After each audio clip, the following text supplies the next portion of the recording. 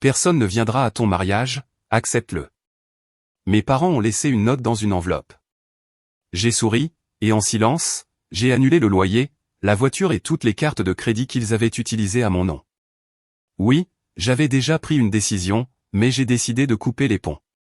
Je m'appelle Abigail, j'ai 28 ans, et je n'aurais jamais pensé que j'allais annuler les cartes de crédit de mes parents le jour qui devait être le plus heureux de ma vie. Liam et moi étions ensemble depuis 3 ans, fiancés depuis 8 mois, et on préparait un mariage qui représentait tout ce pourquoi nous avions travaillé. Mes parents avaient toujours été critiques, ils prenaient toujours plus qu'ils ne donnaient. Mais rien ne m'avait préparé à ouvrir cette enveloppe et lire ces mots, « Personne ne viendra à ton mariage. Accepte-le. » J'ai souri en pleurant. Je suis rentré à la maison. En silence, j'ai annulé le loyer, la voiture et chaque carte de crédit qu'ils avaient utilisée à mon nom.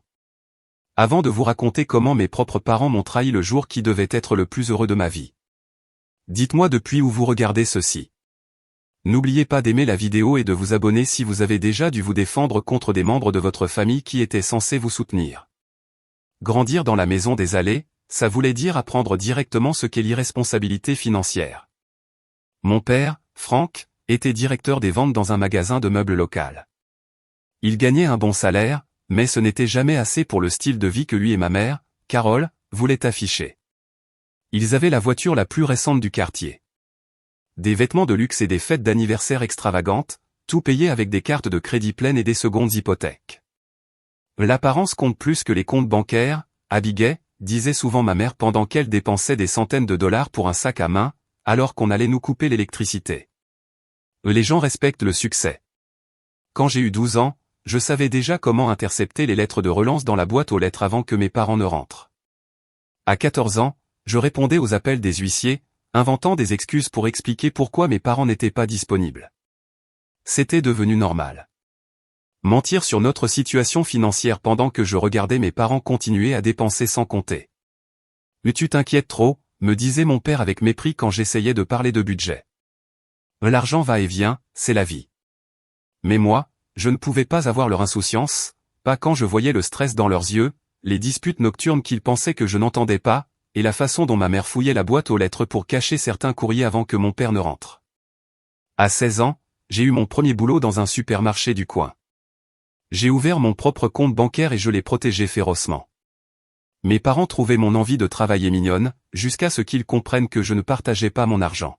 « C'est égoïste, Abigail », m'a dit ma mère quand j'ai refusé de lui prêter 200 $ pour une soi-disant urgence, qui s'est avérée être une journée au spa avec ses copines. La famille est de la famille. Même s'ils n'étaient pas d'accord, j'ai continué à économiser. J'ai postulé à des bourses sans relâche pendant ma dernière année de lycée. Quand les lettres d'acceptation sont arrivées, mes parents pensaient qu'ils allaient devoir payer pour mes études. Ils ont été choqués quand j'ai annoncé que j'avais obtenu une bourse complète pour l'université publique. Je suppose qu'on t'a bien élevé, après tout, a dit mon père, comme si mon succès leur appartenait. L'université a été mon échappatoire. Je me suis spécialisé en finance, bien décidé à comprendre les systèmes que mes parents avaient abusés pendant des années. J'ai travaillé à temps partiel pendant mes 4 années d'études, en mettant de l'argent de côté et en construisant un score de crédit parfait. J'ai fait des stages chaque été, et j'ai été diplômé avec des offres d'emploi venant de 3 sociétés financières différentes. J'ai choisi Sterling Financial parce qu'il proposait un programme de mentorat. Sous la direction de Jennifer Morgan, j'ai prospéré comme conseillère financière. C'était ironique, la fille de parents complètement nuls avec l'argent qui aidait les autres à sécuriser leur avenir. À 25 ans, j'avais mes propres clients, un compte d'investissement modeste mais en croissance, et un appartement qui m'appartenait, pas en location. C'est là que les appels de mes parents ont commencé à devenir plus fréquents. Abigail, chérie, la voiture est tombée en panne. On a besoin de 4 000 $ pour la réparer. Abby, on va être expulsé si on ne paie pas le loyer en retard avant vendredi. Ton père a eu une urgence médicale. L'assurance ne couvre pas tout. Certaines urgences étaient vraies, d'autres exagérées ou totalement inventées. Mais je payais à chaque fois. Je me disais que c'était ce que faisait une bonne fille, même quand ma mère s'est ajoutée comme utilisatrice autorisée sur ma carte de crédit, juste pour les urgences, et a ensuite dépensé des milliers de dollars dans des grands magasins. Même quand mon père avait besoin que je sois co-signataire pour une nouvelle voiture, parce que son crédit était trop mauvais pour obtenir un prêt. Mon petit frère, Kai, 24 ans, avait suivi les traces de nos parents. Il a abandonné l'université après un semestre, disant que ce n'était pas pour lui. Il sautait de petit boulot en petit boulot, vivant dans la cave de nos parents, enchaînant les copines qui finissaient toutes par en avoir marre de son manque d'ambition. Lui aussi a commencé à m'appeler pour me demander de l'argent, souvent pour des projets flous qui ne voyaient jamais le jour. Puis j'ai rencontré Liam Parker à un événement caritatif organisé par mon entreprise. Il avait 30 ans. Il travaillait comme architecte dans une société réputée, et il avait le sourire le plus sincère que j'ai jamais vu. Notre premier rendez-vous a duré 5 heures, à parler sans arrêt pendant que notre café refroidissait, oubliant même de boire. Au 3e rendez-vous, je savais qu'il était différent de tous ceux que j'avais connus. « Parle-moi de ta famille », m'a-t-il demandé. Je lui ai donné une version édulcorée, parents travailleurs, enfance compliquée, différentes visions de l'argent. « Ils ont l'air intéressants », a-t-il dit avec diplomatie. « J'aimerais les rencontrer. » Rencontrer la famille de Liam, c'était comme visiter un pays étranger où tout le monde parle une langue appelée relation saine. Ses parents, Diane et David, étaient mariés depuis 35 ans. Parfois, ils n'étaient pas d'accord, mais jamais ils ne se manquaient de respect. Ils demandaient des nouvelles des projets de Liam avec un véritable intérêt. Ils m'ont accueilli avec une chaleur qui me semblait presque trop belle pour être vraie, surtout après les années d'affection conditionnelle de mes parents. « Tes futurs beaux-parents ont l'air trop parfaits », a soufflé ma mère après les avoir rencontrés à un dîner. « Personne n'est aussi gentil, à moins de vouloir quelque chose. » Quand Liam a demandé ma main après 2 ans ensemble, dans un moment intime sur le toit du restaurant qu'on préférait, j'ai pleuré de bonheur. La bague était exactement ce que j'aurais choisi, élégante, pas trop voyante, avec une pierre de famille montée dans un design moderne. « Je sais que ta famille est importante pour toi », m'a dit Liam après que j'ai accepté. « Je veux qu'ils fassent partie de notre vie, mais d'une manière saine. » J'ai hoché la tête, sans être prête à réfléchir à ce que manière saine voulait vraiment dire. Quand on a annoncé nos fiançailles, la réaction de mes parents m'a surprise. Ils semblaient sincèrement heureux, embrassant Liam et lui souhaitant la bienvenue dans la famille. Mon père lui a donné une tape sur l'épaule et l'a appelé mon fils. Ma mère a pleuré et a dit qu'elle avait toujours rêvé d'aider à organiser le mariage de sa fille. Pendant un moment naïf, j'ai cru que peut-être mon mariage serait un tournant dans notre relation. L'événement qui transformerait mes parents en la famille compréhensive que j'avais toujours voulu. Comme je me suis trompé. Liam et moi étions tombés d'accord pour un mariage modeste mais élégant. On aurait pu se permettre quelque chose d'extravagant, vu ma carrière dans la finance et sa position d'associé dans un cabinet d'architecte. L'argent n'était pas un problème, mais on voulait quelque chose qui corresponde à nos valeurs. Quelque chose de significatif plutôt que tape à accent grave l'œil, intime plutôt que grandiose. On pense au jardin Rosewood, ai-je dit à mes parents lors d'un dîner, environ un mois après nos fiançailles. C'est un bel endroit, et il propose un forfait avec la cérémonie et les fleurs. On aura environ 80 invités.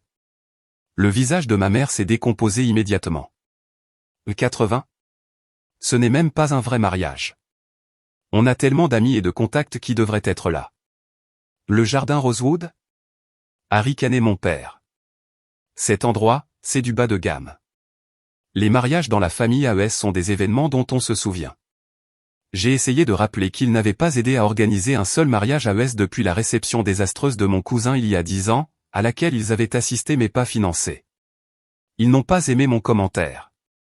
Si c'est une question d'argent, Abigail, tu sais qu'on aiderait si on le pouvait, a dit ma mère.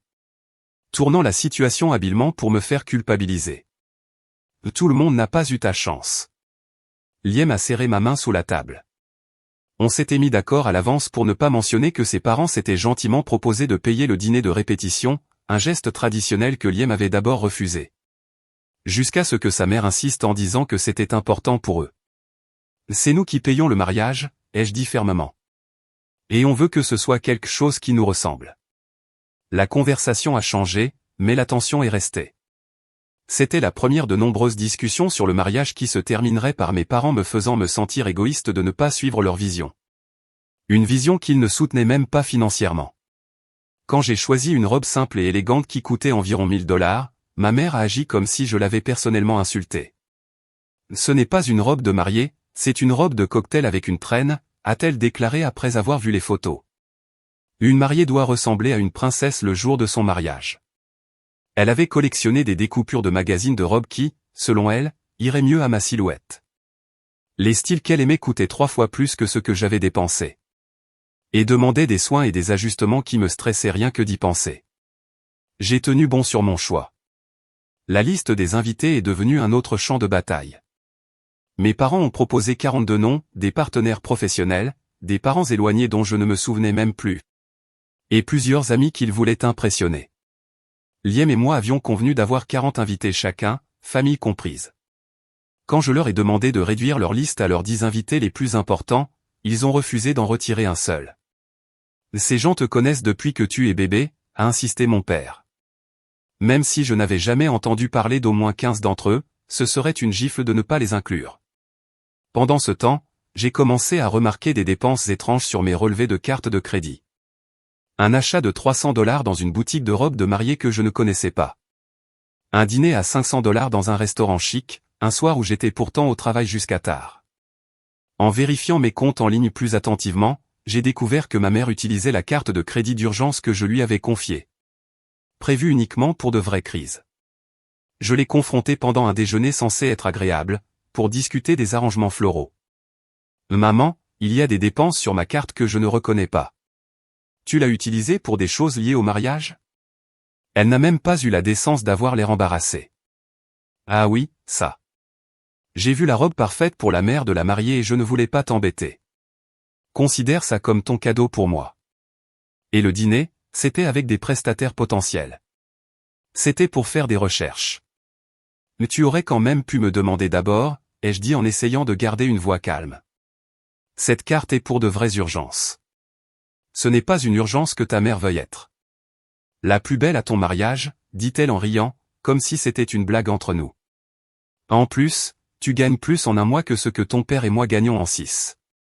C'est quoi, quelques centaines de dollars entre membres d'une famille? J'ai encore laissé passer. Choisir la voie la plus facile semblait moins stressant que d'entrer en confrontation. Surtout avec la pression du mariage qui augmentait déjà. Liam a remarqué mon malaise un soir pendant que je regardais encore une liste de décorations essentielles envoyée par ma mère. Abby, ça va? Tu as l'air vraiment épuisé ces derniers temps. J'ai soupiré et je lui ai montré le dernier relevé de carte de crédit. Les dépenses non autorisées avaient continué malgré ma conversation avec ma mère. Son expression est devenue grave. C'est du vol, Abigail. Tu dois annuler cette carte. C'est ma mère, Liam. Elle est juste excitée pour le mariage. Excitée, ou en train de profiter de toi, encore une fois. On avait déjà eu cette conversation, sous différentes formes. Liam ne critiquait jamais mes parents ouvertement, mais il ne faisait pas semblant non plus d'ignorer leur comportement. Je vais m'en occuper, ai-je promis, même si je ne savais pas comment. Ma meilleure amie, Olivia, était moins diplomate quand je lui en ai parlé pendant notre rendez-vous pour la dégustation du gâteau. Abigail, tes parents sont toxiques. Ils utilisent ton mariage comme excuse pour dépenser ton argent et contrôler ta vie. Comme ils l'ont toujours fait. Olivia connaissait ma situation familiale depuis l'université. Quand elle avait vu mes parents me manipuler au téléphone. Tu dois poser des limites avant qu'ils ne gâchent ton mariage.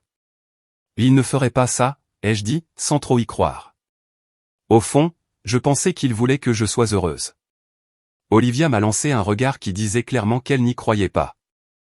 Promets-moi juste que tu te protégeras. C'est ton jour à toi et à Liam. Pas une pièce de théâtre de la famille AES. À mesure que le mariage approchait, mes parents devenaient de plus en plus froids à chaque fois que je refusais leurs idées trop extravagantes. Ils ont cessé de venir aux réunions de préparation, disant qu'ils avaient des empêchements. Mon père ne répondait plus du tout à mes appels. Ma mère répondait parfois, écoutait quelques secondes, puis disait qu'elle devait sortir, peu importe l'heure qu'il était. 3 semaines avant le mariage, une catastrophe est arrivée. Le coordinateur du lieu nous a appelés pour nous informer d'un problème de plomberie au jardin Rosewood. Des dégâts importants causés par l'eau signifiaient que tous les événements allaient être annulés pour les 2 mois à venir, le temps des réparations. J'ai passé 2 jours frénétiques à appeler tous les lieux possibles dans un rayon de 80 km. Liam a pris congé pour m'aider. Les parents de Liam ont contacté des amis ayant des connexions. Finalement, on a obtenu la terrasse du jardin de l'hôtel Hillcrest, plus petite que le lieu qu'on avait prévu au départ. Mais elle était disponible à notre date et ils ont accepté de respecter notre budget vu les circonstances. Quand j'ai appelé mes parents pour leur annoncer le changement de lieu, ma mère a répondu avec un enthousiasme inhabituel. « Oh, Abigail, quelle bonne surprise que tu appelles. Ton père et moi avons parlé.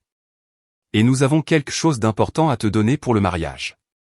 Tu peux passer demain après-midi ? » Pour la première fois depuis des semaines, j'ai ressenti un petit espoir. Peut-être qu'ils avaient changé d'avis. Peut-être qu'ils voulaient finalement participer de manière positive à ce moment important pour moi. Bien sûr, ai-je dit avec un soulagement évident dans la voix. Je viendrai vers 18h. Le soir suivant, je suis arrivé à l'appartement de mes parents. Celui pour lequel j'avais été garante quand le propriétaire précédent avait refusé de renouveler le bail à cause des retards de paiement. Cela faisait 2 ans que je payais 60% de leur loyer, en me disant que c'était temporaire le temps qu'ils se remettent. J'ai remarqué plusieurs voitures garées devant que je ne reconnaissais pas.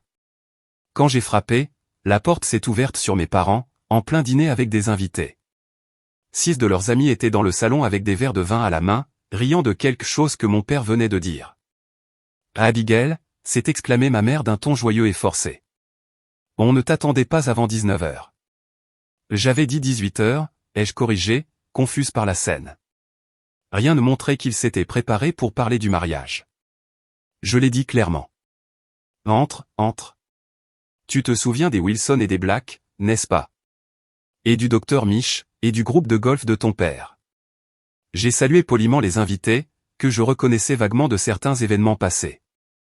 Aucun d'eux ne figurait sur notre liste d'invités au mariage, surtout parce que je ne les avais pas vus depuis plus de 10 ans. « Maman, papa, vous m'aviez dit que vous aviez quelque chose d'important à me dire sur le mariage. On peut en parler en privé ?» Mes parents ont échangé un regard que je n'ai pas su interpréter. Puis, mon père a glissé la main dans la poche de sa veste et a sorti une enveloppe couleur crème. « Tiens, ma petite courge, tout est là-dedans. On ne voulait pas te prendre trop de temps. » L'enveloppe était fermée, avec mon nom écrit dans l'écriture élégante de ma mère. Je suis resté debout à l'entrée, ne sachant pas si je devais l'ouvrir tout de suite ou attendre. « Tu ne vas pas l'ouvrir ?» m'a demandé ma mère. La pièce s'était soudainement tue, et je sentais les regards curieux peser sur moi. Quel que soit le contenu de cette enveloppe, mes parents voulaient clairement une réaction publique. « Je vais l'ouvrir dans la voiture », ai-je dit, soudainement mal à l'aise. « J'ai un autre rendez-vous après. » « Comme tu veux », a haussé les épaules mon père en se tournant vers ses invités. Abigail a toujours été indépendante. Elle n'a plus besoin de ses vieux parents pour rien. Ma mère m'a lancé un sourire forcé. « Fais-nous signe si tu as des questions sur ce qu'il y a dedans, même si c'est assez clair. » Je me suis excusé et je suis parti rapidement, confuse par cette interaction étrange. Dans ma voiture, je suis resté un moment à tourner l'enveloppe entre mes mains. Un mélange d'anticipation et d'angoisse me tordait l'estomac. Quelque chose dans leur attitude me semblait louche, mais j'ai ignoré mon instinct. Peut-être qu'ils avaient écrit une lettre touchante, ou mis un chèque pour nous aider à changer de lieu à la dernière minute.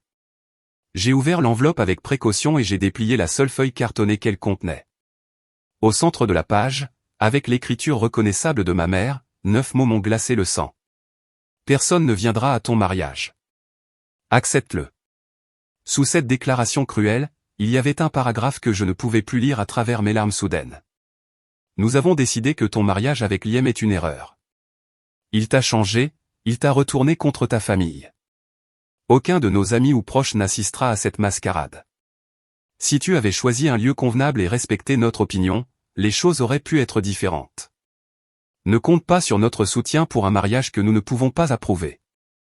Il est temps que tu comprennes que les actions ont des conséquences. » La lettre était signée. Maman et papa, avec une post-scriptum. Peut-être que ta nouvelle famille chic pourra remplir les sièges vides. Je regardais la page, incrédule, relisant encore et encore les mots. Cherchant une blague cachée ou un sens dissimulé. Mais il n'y avait aucun doute possible. Ce n'était pas un malentendu ni une réaction impulsive. C'était de la méchanceté pure et délibérée. Mes mains tremblaient tellement que je peinais à replier la feuille pour la remettre dans l'enveloppe. J'ai essayé de démarrer la voiture, mais je ne voyais rien à travers mes larmes. Un sanglot m'a échappé, puis un autre, jusqu'à ce que je halète, plié sur le volant, cherchant de l'air. Je ne sais pas combien de temps je suis resté là à pleurer sur le parking de l'immeuble de mes parents. Assez longtemps pour que les invités de la soirée commencent à sortir, me jetant des regards curieux en passant. Je me suis affaissé sur mon siège pour ne pas leur donner la satisfaction de me voir brisé. Quand j'ai enfin pu respirer normalement, j'ai pris mon téléphone et j'ai appelé Liam. Ils ne viennent pas, ai-je réussi à dire quand il a décroché. Aucun d'eux. Ils m'ont laissé une note disant que le mariage est une erreur. Ma voix s'est à nouveau brisée. Abby, t'es où? Demanda-t-il, inquiet. Devant chez eux. Je ne peux pas conduire maintenant. Reste là. J'arrive. Ne bouge pas. Il y avait dans sa voix une colère protectrice que je ne lui connaissais pas. En attendant Liam, j'ai repris mon téléphone et ouvert mon appli bancaire, un réflexe hérité d'années de surveillance financière. Et là, dans les dernières transactions, il y avait de nouveaux prélèvements que je ne reconnaissais pas. Un paiement de $2500 à une agence de voyage. $700 dans un magasin de créateurs. Et $1200 dans une boutique d'électronique. Tout dans les dernières 24 heures, tout sur la carte à laquelle ma mère avait accès. Ils avaient organisé ce dîner avec MON Argent. Le même jour où ils m'avaient rejeté moi et mon mariage dans une lettre. Quand Liam est arrivé 30 minutes plus tard, il avait le visage fermé. Il m'a trouvé toujours assise dans la voiture, figée, je ne pleurais plus, juste vide. Sans un mot, je lui ai tendu l'enveloppe. Il l'a lu, son expression se durcissant à chaque ligne. « Viens à la maison », dit-il fermement. « Tu ne restes pas seul ce soir. » J'ai hoché la tête, trop épuisé pour discuter. Avant qu'on parte, je lui ai montré l'appli bancaire et les prélèvements. « Et il te vole, Abigail. Ce n'est plus un prêt. C'est du vol. » « Je sais, ai-je murmuré. Je commençais enfin à comprendre. Je crois que ça l'a toujours été. Cette nuit-là, blotti dans le canapé de Liam avec une couverture sur les épaules, je me sentais vide. La douleur était au-delà des larmes. Un vide sourd et lancinant à la place de ce qui avait été ma relation avec mes parents. « Qu'est-ce que tu veux faire ?» demanda Liam doucement en posant une tasse de thé à côté de moi. « Je ne sais pas, ai-je admis. Une part de moi veut t'appeler et exiger une explication, mais, que pourrait-il bien dire pour justifier ça? » Rien, dit Liam fermement. Il n'y a aucune excuse pour traiter quelqu'un que tu aimes de cette façon. Peut-être que je l'ai mérité, ai-je murmuré, exprimant enfin cette pensée empoisonnée qui tournait dans ma tête. Peut-être que je n'ai pas été une fille assez bonne. Liam s'est assis à côté de moi, prenant mes mains dans les siennes. Abigail, écoute-moi. Tu as soutenu tes parents financièrement et émotionnellement pendant des années. Tu as pardonné leurs erreurs, payé leurs dettes et essayé de les inclure dans nos vies malgré leur comportement. Tu n'es pas le problème ici. Au fond de moi, je savais qu'il avait raison. Mais des décennies à m'entendre dire que la loyauté familiale passait avant tout. Que c'était mon devoir d'aider mes parents, que leur bonheur était lié à ma valeur en tant que fille. Tout ça ne pouvait pas disparaître en une nuit. Et le mariage? Ai-je demandé. Une question pratique qui me permettait d'échapper, quelques instants, au chaos émotionnel. Ça dépend totalement de toi, dit Liam. On peut repousser, réduire, partir en petit comité, ce que tu veux. Je veux juste que tu saches que mes parents, nos amis, tout le monde sera toujours là. Les gens qui nous aiment vraiment viendront. J'ai hoché la tête. La simplicité de ces mots m'a apporté le premier vrai réconfort de la soirée. J'ai besoin de dormir, ai-je dit enfin. Je ne peux pas prendre de décision ce soir. Alors que Liam m'aidait à me coucher, mon téléphone a vibré avec un message de mon frère. Kai. Bien joué, tu as encore fait pleurer maman. Tu dois toujours être l'égoïste, hein? J'ai éteint mon téléphone sans répondre et j'ai fermé les yeux, priant pour que le sommeil m'emporte. Mais j'ai à peine dormi cette nuit-là. Chaque fois que je fermais les yeux, je voyais les mots de la lettre flotter dans le noir. Personne ne viendra à ton mariage. Accepte-le. Cette phrase était gravée dans ma mémoire. Elle apparaissait avec une clarté parfaite chaque fois que mon esprit s'évadait. Vers 4 heures du matin, j'ai abandonné l'idée de dormir. Liam respirait profondément à côté de moi, un bras protecteur posé sur ma taille, même dans son sommeil. Je me suis levé doucement et je suis allé dans son salon. Dans les heures silencieuses avant l'aube, j'ai commencé à repenser à ma relation avec mes parents avec un nouveau regard. L'anniversaire où ils m'avaient promis une fête spéciale? Et qu'ils avaient complètement oublié parce que mon père avait acheté sur un coup de tête des billets de concert pour lui et ma mère. La remise de diplôme du lycée, où ils étaient partis plus tôt pour aller à un barbecue chez un voisin. Ratant mon discours de major de promo. Le week-end des parents à l'université qu'ils avaient annulé pour une urgence de travail. Qui s'était avéré être un voyage surprise à Las Vegas. Un schéma est apparu, que j'avais toujours tenté de justifier. Mes parents n'avaient jamais été là pour les moments importants de ma vie. Ils avaient toujours mis leurs envies, leurs caprices, leurs plaisirs immédiats avant tout. La lettre n'était pas une exception. C'était juste la première fois qu'ils étaient honnêtes sur ce qu'ils ressentaient vraiment pour moi. Vers 6 heures du matin, la mère de Liam, Diane, a appelé. Apparemment, Liam avait envoyé un message à ses parents après que je me sois couché. Abigail, ma chérie, David et moi venons d'apprendre ce qui s'est passé. Nous sommes tellement désolés. Ce n'est pas comme ça que des parents doivent agir. Sa voix était chaleureuse, pleine d'une vraie inquiétude, et ça m'a noué la gorge. Merci, Diane. Je suis encore en train d'encaisser tout ça. Et évidemment. Écoute. David et moi voulons que tu saches que quoi que toi et Liam décidiez pour le mariage. On vous soutient complètement. Si vous voulez continuer comme prévu. On vous aidera à faire en sorte que chaque siège soit occupé par des gens qui vous aiment vraiment. Ce soutien immédiat, sans condition, a brisé l'armure que j'avais autour de moi. Des larmes ont coulé sur mes joues. Merci, ai-je réussi à dire. Ça compte plus que je ne peux l'exprimer. Tu fais partie de la famille, Abigail, a-t-elle simplement dit. C'est ça, la famille. Après l'appel, je me suis assise sur le canapé de Liam, regardant le soleil se lever à travers les fenêtres de son appartement. Famille. Ce mot avait toujours été un poids sur mes épaules. Une chaîne faite d'obligations et de culpabilité. Mais quand Diane l'a utilisé, ça ressemblait à une étreinte, pas à des menottes. Quand Liam s'est réveillé et m'a trouvé contemplant le ciel qui s'éclaircissait. Il a préparé du café et s'est assis à côté de moi en silence, respectant mon besoin de réfléchir. Je veux les appeler, ai-je dit enfin. Une dernière fois. J'ai besoin de savoir s'il y a quelque chose de vrai derrière cette lettre. Liam a hoché la tête. Si c'est ce qu'il te faut, je comprends. Mais rappelle-toi que tu ne leur dois pas une autre chance de te faire du mal.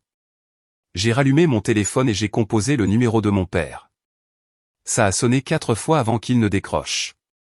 Sa voix était encore endormie. Abigail, c'est tôt.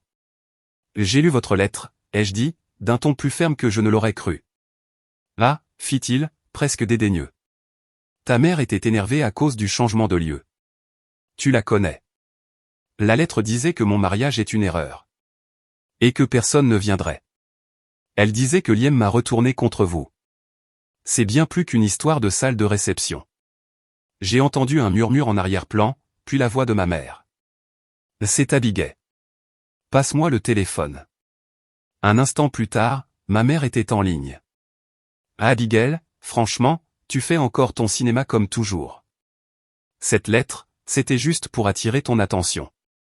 Bien sûr qu'on va venir au mariage. La lettre était très claire, maman. Tout comme les prélèvements sur ma carte de crédit hier. Un séjour vacances, sérieusement? Ça n'a rien à voir, a-t-elle soufflé. Ton père et moi avions besoin de souffler, avec tout le stress que tu nous causes avec ce mariage. Et puis, tu as toujours dit qu'on pouvait utiliser cette carte pour les choses importantes. Les choses importantes, ai-je répété sans émotion. Comme des urgences. Pas des vacances ou des virées shopping. Si tu deviens radine alors que tu gagnes autant. Ce n'est pas une question d'argent, ai-je répondu, ma voix montant malgré moi. C'est une question de respect. D'honnêteté. D'être traité comme une fille, pas comme un distributeur automatique. Là, tu deviens ridicule, a rétorqué ma mère. On t'a toujours soutenu. On t'a élevé. On t'a donné un toit. Le strict minimum pour élever un enfant, ce n'est pas du soutien, maman. C'est une obligation légale. Un silence tendu s'est installé. Puis, la voix de mon père est revenue. Écoute, Abigail, désolé si tu as mal interprété la lettre. Ta mère était à fleur de peau. Mais remettre en question notre façon de t'avoir élevé, c'est aller trop loin. J'ai fermé les yeux, soudain épuisé par ce schéma familier. La fausse excuse, la diversion, le chantage émotionnel. J'ai besoin d'une réponse claire. Est-ce que vous venez à mon mariage, oui ou non? Une nouvelle pause. Puis la voix de mon père, défensive et froide. Eh bien, il faudra voir si on peut modifier nos projets de vacances. Avec mon argent, ai-je pensé, mais je ne l'ai pas dit. Ce n'est pas un oui, ai-je fait remarquer. Qu'est-ce que tu veux de nous, Abigail, demanda-t-il, irrité. On a toujours fait de notre mieux. À ce moment-là, quelque chose s'est brisé en moi. Ou peut-être que quelque chose s'est enfin réparé, une rupture nette qui pouvait enfin guérir. Votre mieux n'a jamais été suffisant, ai-je dit doucement. Et ça ne le sera jamais. J'ai raccroché avant qu'aucun des deux ne puisse répondre. Presque immédiatement, mon téléphone a vibré. Un message de Kai. Maman pleure encore. T'es vraiment égoïste. Faut toujours que tout tourne autour de toi. Ils t'ont tout donné, et c'est comme ça que tu les remercies. Alors que je lisais son message, une autre notification est apparue. Une alerte de ma banque pour une nouvelle dépense de $900 dans un resort de luxe. Ils avaient raccroché après notre appel et avaient de nouveau utilisé ma carte de crédit. Le dernier fil s'est rompu. Liam, qui m'avait soutenu en silence pendant tout l'appel, a vu mon visage changer. C'est fini, hein? Murmura-t-il doucement. La goutte de trop. J'ai hoché la tête. Une étrange sensation de calme m'a envahi. Ils ne changeront jamais, et je ne peux plus laisser faire. J'ai sorti mon ordinateur portable et me suis connecté à mes comptes bancaires. Liam s'est assis à côté de moi, une présence solide alors que je commençais à passer en revue, méthodiquement, chaque lien financier avec mes parents. Je suis là, m'a-t-il simplement dit. Peu importe ce que tu décides. Au fil de la matinée, j'ai dressé une liste de tous les liens financiers. La carte de crédit où ma mère était utilisatrice autorisée. Le prêt auto que j'avais co-signé. Le bail d'appartement à mon nom. L'abonnement téléphonique familial que je payais. Les assurances que je maintenais pour eux. Je n'étais pas seulement leur fille. J'étais leur soutien vital financier, et il était temps de couper le cordon. À midi, j'avais un plan complet et un nouveau sentiment de clarté. L'engourdissement avait laissé place à la détermination. Je devrais être méthodique, rigoureuse, et surtout résolue. Tu es sûr de toi, demanda Liam alors que je me préparais à passer mon premier appel. Une fois que tu auras commencé, il sera difficile de revenir en arrière. Je suis sûr, ai-je dit, moi-même étonné de cette certitude. Ils m'ont montré qui ils sont. Il est temps que je les croie. Mon premier appel a été à la compagnie de carte de crédit. J'ai expliqué que je devais retirer un utilisateur autorisé et annuler la carte actuelle à cause d'achats non autorisés. Nous allons vous émettre une nouvelle carte avec un numéro différent, m'a assuré l'agent. Elle arrivera dans 3 à 5 jours ouvrables. En attendant, nous avons signalé ces dépenses comme frauduleuses. Merci, ai-je dit, sentant un poids se lever. Et pour confirmer, l'utilisateur autorisé ne peut plus faire d'achat à partir de maintenant? C'est exact, Madame AES. La carte a été désactivée. Une de moins. Il en restait plusieurs. Ensuite, j'ai appelé le propriétaire de l'immeuble où vivent mes parents. Cette conversation a été plus compliquée, car j'avais signé un bail qui courait encore pendant 4 mois. Je comprends que je suis légalement responsable jusqu'à la fin du contrat, ai-je expliqué après avoir résumé la situation. Je suis prête à continuer à payer jusqu'à cette date. Mais je voulais vous informer que je ne renouvellerai pas ma part du contrat. Merci pour l'information, a dit le propriétaire. Souhaitez-vous que j'en informe vos parents, ou vous préférez le faire vous-même? Je m'en occuperai, ai-je répondu. Mais j'apprécierais que vous leur envoyiez une notification officielle une fois la période de préavis commencée. Ensuite, j'ai contacté la société du prêt auto. Comme j'étais co-emprunteuse et non l'emprunteuse principale, mes options étaient limitées. Malheureusement, vous ne pouvez pas simplement être retiré comme co-signataire, a expliqué l'agent de prêt. La personne principale doit refinancer le prêt à son seul nom. Et si elle n'a pas les moyens pour le refinancement? Ai-je demandé, tout en connaissant déjà la réponse. Alors vous resterez légalement responsable de la dette. Cependant, nous pouvons mettre une note dans le dossier pour indiquer que vous ne devez pas être consulté pour toute modification du contrat. Ce n'était pas idéal, mais c'était un début.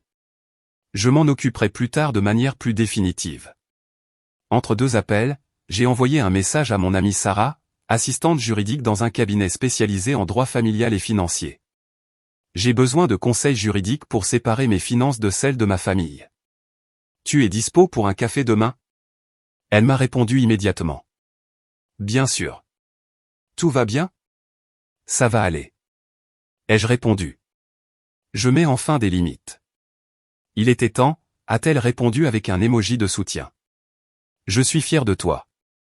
Vers le milieu de l'après-midi, j'avais accompli beaucoup de choses. Annuler la carte de crédit partagée et signaler les dépenses frauduleuses. Informer le propriétaire de la non-reconduction du bail.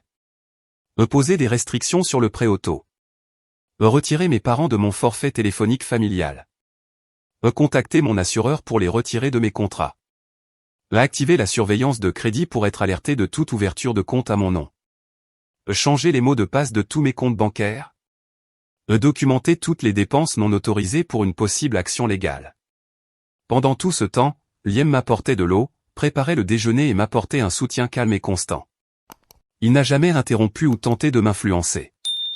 Il a juste créé un espace sûr pour que je reprenne le contrôle de ma vie. Vers 16 heures, mon téléphone a commencé à sonner sans arrêt. D'abord ma mère. Puis mon père. Puis Kai. Puis encore ma mère. J'ai mis chaque appel en silencieux sans répondre. Ensuite sont arrivés les messages. Maman, il y a un problème avec ma carte de crédit. Rappelle-moi immédiatement. Papa, la carte ne marche plus. Nous sommes en plein dîner. C'est honteux.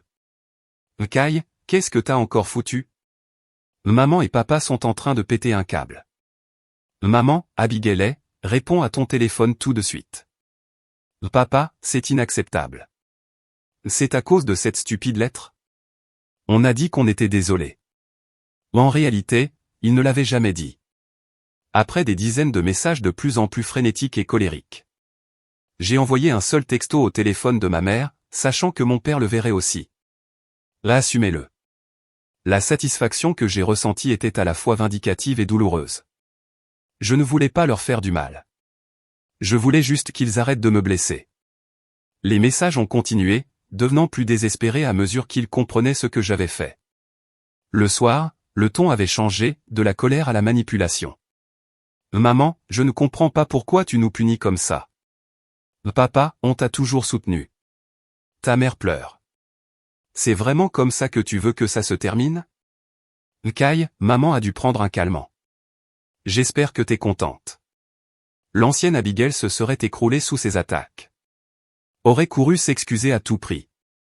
La nouvelle Abigail a mis son téléphone en silencieux et a demandé à Liam. On peut commander à manger? J'ai envie de taille. Un truc épicé.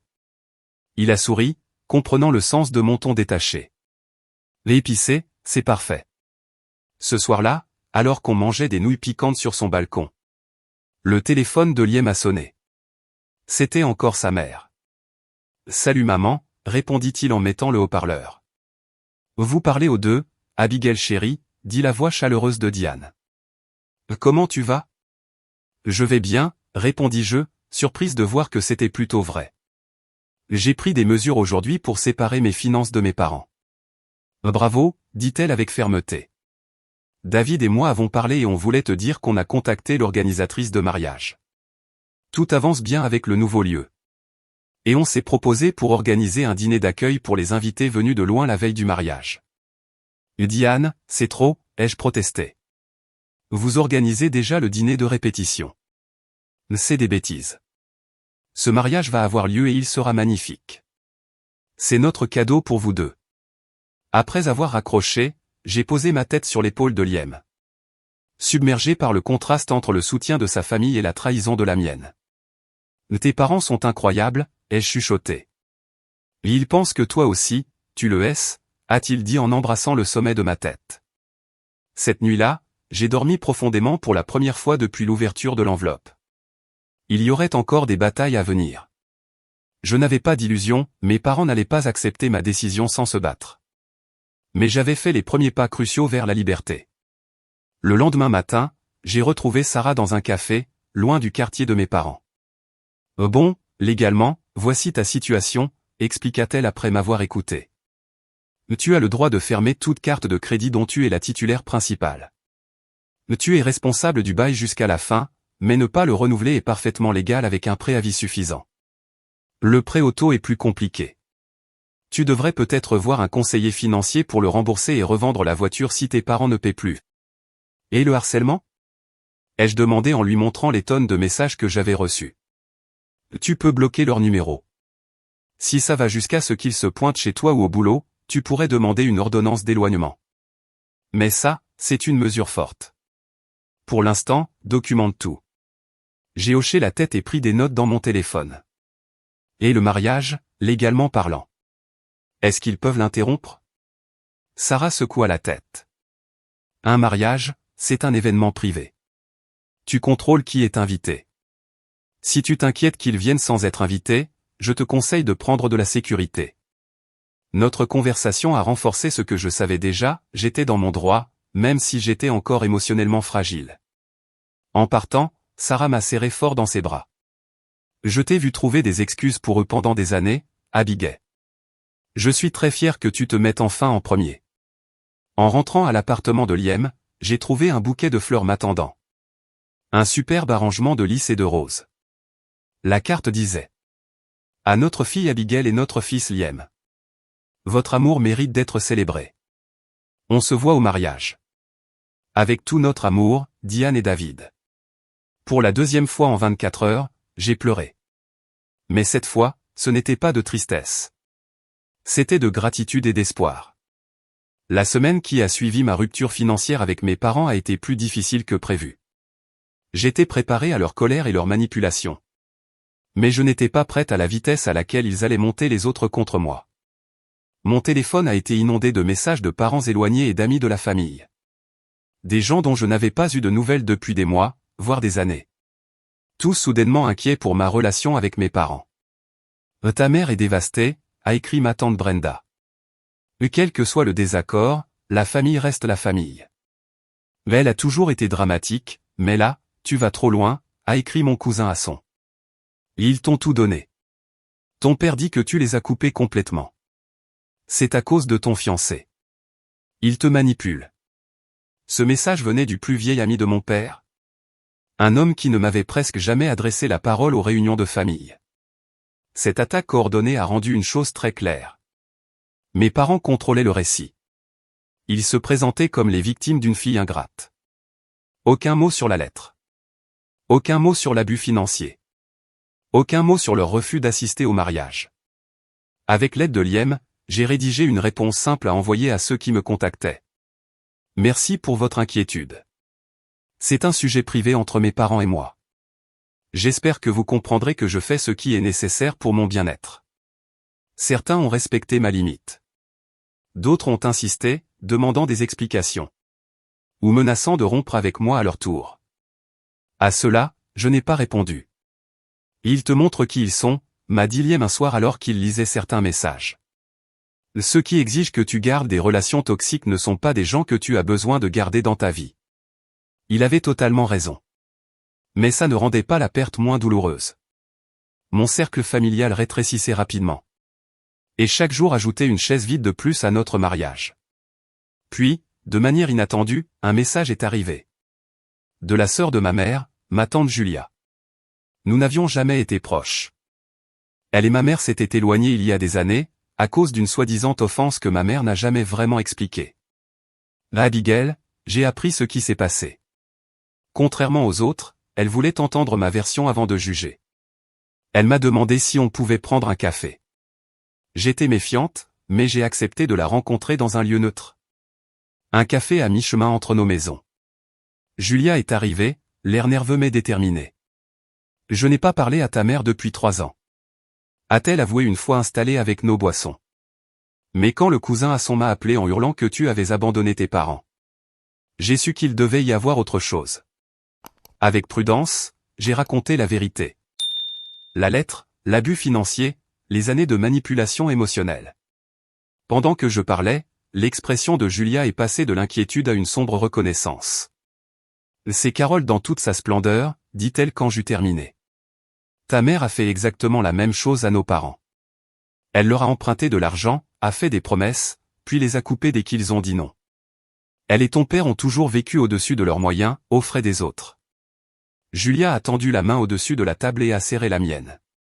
J'aurais aimé être plus présente dans ta vie, Abigail. Peut-être que j'aurais pu t'aider à voir ce schéma plus tôt. Tu es là maintenant, ai-je répondu, sentant une connexion naître avec cette parente que je connaissais à peine. Oui, je le suis. Et je serai aussi à ton mariage, si tu veux bien de moi. Cette rencontre avec Julia fut la première d'une série de liens inattendus. Née des ruines de ma relation avec mes parents. Une vieille amie d'université, qui s'était éloignée à cause du comportement de mes parents à la remise de diplôme, m'a recontacté après avoir entendu des rumeurs. Le frère de mon père, qui avait toujours semblé mal à l'aise en présence de mes parents, m'a appelé pour me soutenir. Pendant ce temps, Liam et moi nous concentrions sur la réorganisation de notre mariage. La terrasse jardin de l'hôtel Hillcrest était plus petite que notre lieu initial. Ce qui voulait dire qu'il fallait ajuster nos plans. C'est peut-être une bénédiction déguisée, proposa Liam en révisant la liste des invités. On peut faire quelque chose de plus intime, seulement avec les gens qui nous soutiennent vraiment. On est passé de 80 invités à 50. En se concentrant sur nos amis proches et les membres de la famille qui nous soutenaient. Les parents de Liam nous ont aidés à réorganiser les tables et à modifier notre commande de traiteur. 2 semaines après l'affaire de la lettre, mes parents ont intensifié leur campagne. Mon père s'est pointé au travail, causant une scène dans le hall. Parce que la sécurité ne l'a pas laissé monter sans rendez-vous. C'est ma fille. Cria-t-il assez fort pour que plusieurs de mes collègues l'entendent. J'ai le droit de la voir. La sécurité m'a appelé. Je leur ai dit de ne pas le laisser monter. Quelques minutes plus tard, mon téléphone a vibré. Alors maintenant tu me fais virer des bâtiments. Ta mère et moi, on n'en peut plus, Abigail. C'est ta dernière chance pour arranger ça. Je n'ai pas répondu. Le lendemain, ma mère a commencé à appeler mes clients. D'une manière ou d'une autre, elle avait mis la main sur ma liste. Elle les contactait un par un, racontant que j'étais instable mentalement et que je prenais de mauvaises décisions financières. Heureusement, mon entreprise a pris ça très au sérieux.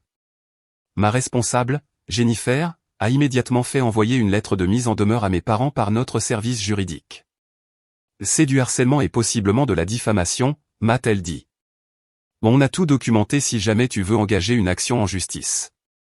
Et Abigail, aucun client ne l'a cru. Tous t'ont appelé pour voir comment tu allais, pas pour te quitter. Ce soutien au travail a renforcé ma détermination. Quand mon frère Kai a laissé un message vocal menaçant de me salir sur les réseaux sociaux, je l'ai transféré à Sarah. Elle m'a aidé à rédiger un avertissement juridique sévère contre la diffamation. Les semaines avant le mariage ont été marquées par cette nouvelle réalité étrange. Je perdais de la famille. Mais je gagnais des liens plus solides avec ceux qui restaient. La famille de Liam m'a complètement adopté. On faisait des dîners familiaux, des soirées-jeux, des moments simples et chaleureux.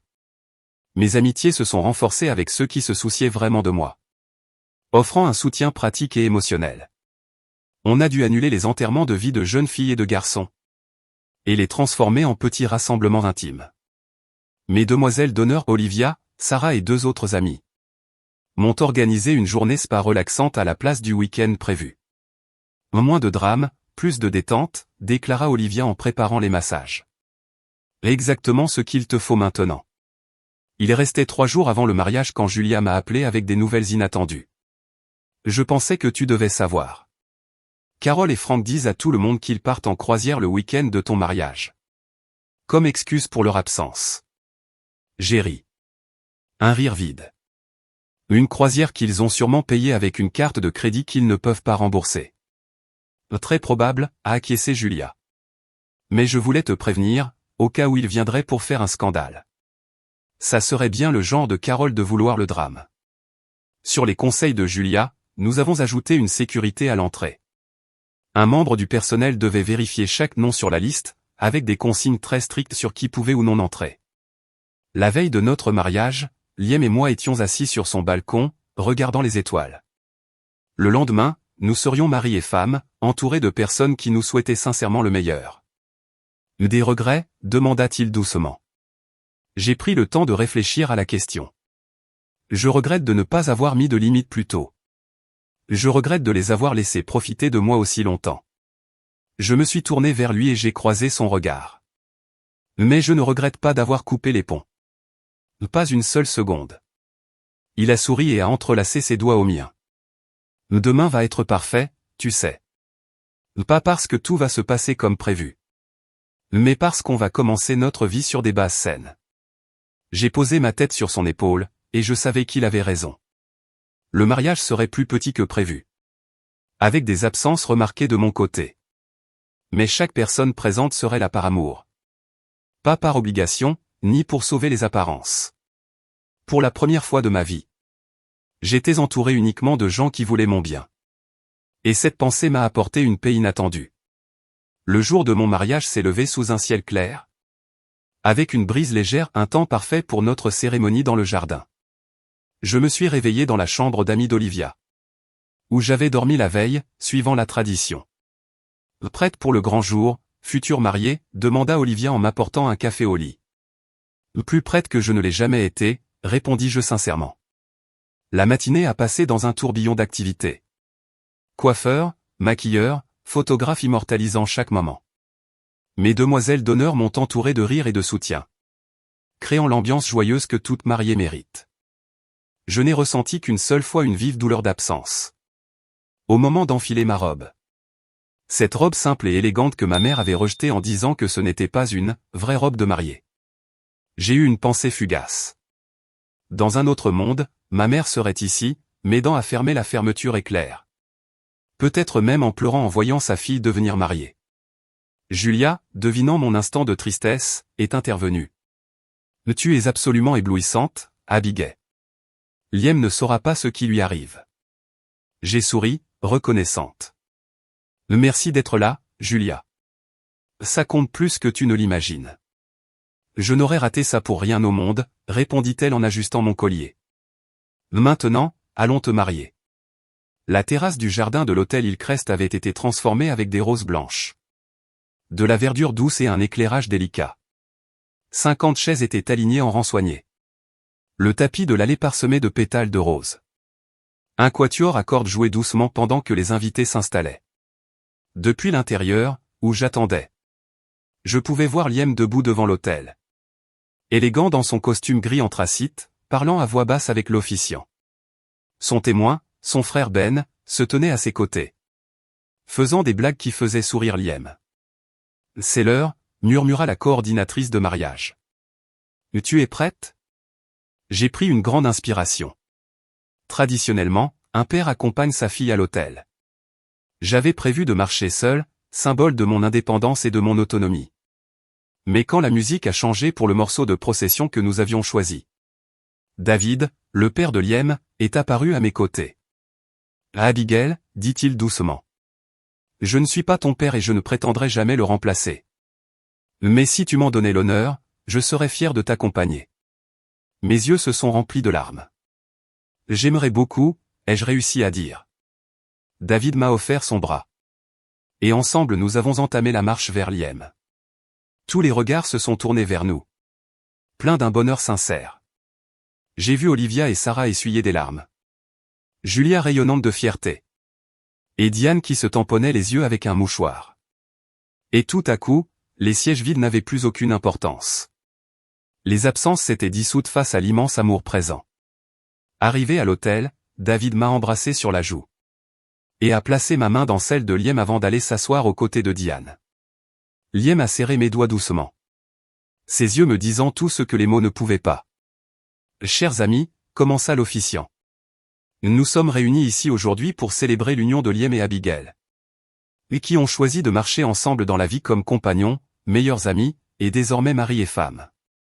La cérémonie était tout ce qu'on avait souhaité. Significative, personnelle, et centrée sur notre promesse de bâtir une vie basée sur le respect et le soutien mutuel.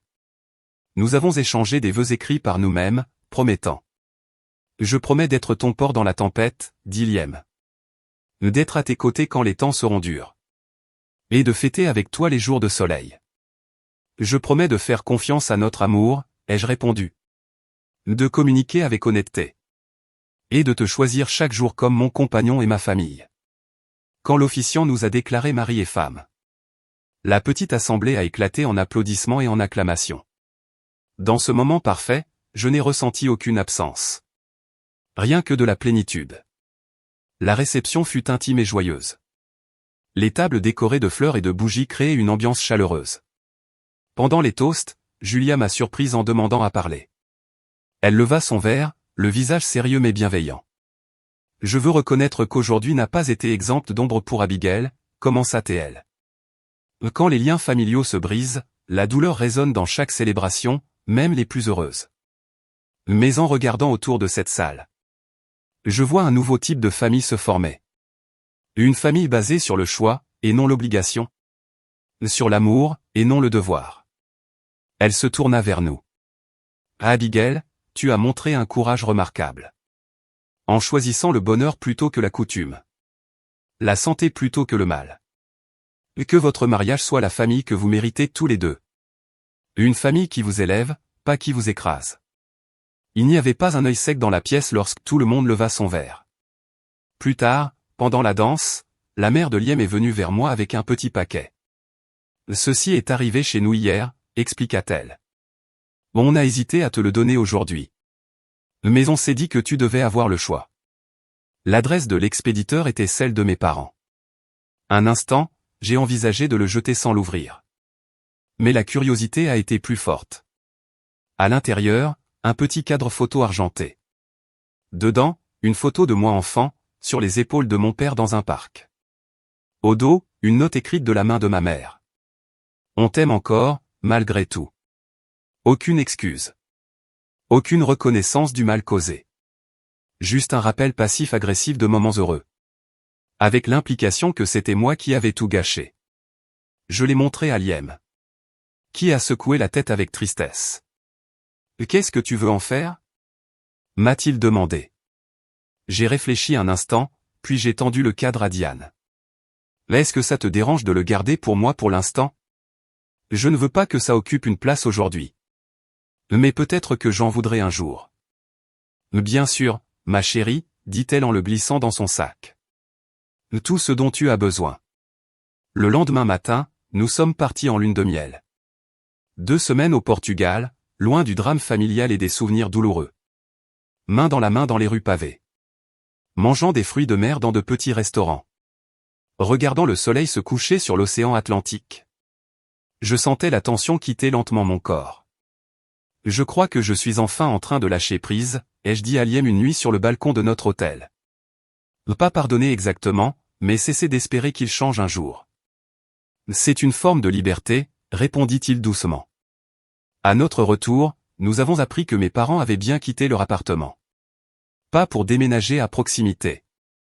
Mais hors de l'État. D'après les rumeurs que Julia a entendues, ils sont partis en Floride. Disant à leur entourage qu'ils avaient besoin d'un nouveau départ. Loin des influences ingrates. Ils n'ont fait aucune tentative pour me contacter. Les litiges concernant les cartes de crédit ont été tranchés en ma faveur. La voiture avait apparemment été vendue avant leur départ. Leurs comptes de réseaux sociaux, autrefois remplis de pics voilés sur la trahison familiale, étaient désormais silencieux. Dans les mois qui ont suivi, j'ai ressenti toutes les émotions possibles vis-à-vis de ma décision. Certains jours, une culpabilité écrasante. Des moments où je me demandais si j'avais été trop dur. Trop catégorique dans mes limites. D'autres jours, surtout après les séances de thérapie, m'apportaient de la clarté et me confirmaient que j'avais fait ce qu'il fallait pour mon bien-être. Liam et moi avons acheté une maison dans un quartier calme. Créant un foyer qui reflétait nos valeurs, chaleureux, accueillant et financièrement raisonnable. Nous avons organisé des dîners avec des amis. Des déjeuners du dimanche avec sa famille. Et des réunions occasionnelles qui mélangeaient nos cercles sociaux. Un soir, environ 1 an après notre mariage. Liam m'a trouvé en train de regarder le cadre en argent que sa mère m'avait rendu. « Tu regrettes ?» m'a-t-il demandé doucement. D'avoir coupé les ponts avec eux. J'ai réfléchi sérieusement à sa question. Je regrette que ce soit devenu nécessaire, ai-je fini par répondre. Je regrette qu'ils n'aient pas pu être les parents dont j'avais besoin. Mais non, je ne regrette pas de m'être protégé. J'ai rangé le cadre dans un tiroir au lieu de l'exposer. C'était une partie de mon histoire, mais pas une partie de ma vie quotidienne. Tout comme ma relation avec mes parents. Elle existait dans un coin de mon esprit que je pouvais ouvrir quand je voulais. Plutôt que de devoir la subir en permanence. Au final, l'enveloppe la plus douloureuse de ma vie avait aussi été la plus libératrice. Elle m'avait obligé à voir clairement ce que j'essayais d'ignorer depuis des années. Que la famille, c'est la façon dont on te traite. Pas l'ADN qu'on partage. Que l'amour doit te faire grandir. Pas t'épuiser. Que parfois, les limites les plus dures à poser sont celles dont on a le plus désespérément besoin. Liem et moi attendons maintenant notre premier enfant. Une fille que nous avons prévu d'appeler OPE. Alors que je me prépare à devenir maman. Je pense souvent au genre de mère que je veux être. Les leçons que j'ai apprises à travers la perte sont devenues la base de ce que je veux offrir à ma fille. Un amour inconditionnel. Sans condition financière. Un soutien qui n'exige rien en retour. Et la sécurité de savoir que la vraie famille, c'est être ensemble, sans jugement. Avez-vous déjà dû prendre une décision difficile concernant vos relations familiales? L'avez-vous regretté ou avez-vous trouvé la paix? Partagez vos expériences dans les commentaires ci-dessous. N'oubliez pas de mettre un « j'aime » et de vous abonner si cette histoire vous a touché. Et cliquez sur « partager » si vous connaissez quelqu'un qui a besoin d'entendre qu'il est normal de choisir son propre bien-être. Merci d'avoir écouté mon histoire. Qu'elle vous aide à trouver le courage d'écrire la vôtre.